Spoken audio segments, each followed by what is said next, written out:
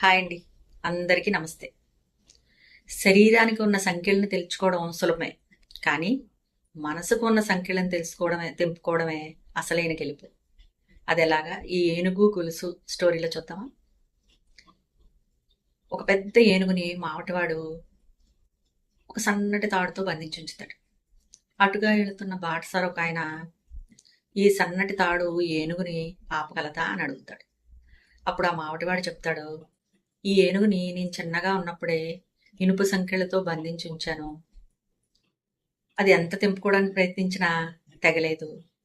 ఆ పాత నమ్మకమే ఆ ఏనుగులో బలపడిపోయింది.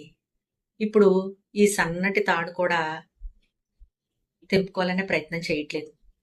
సో ఈ కథ నుండి మనం గ్రహించాల్సింది, బయటి పరిస్థితులు మనల్ని ఆపట్లేదు.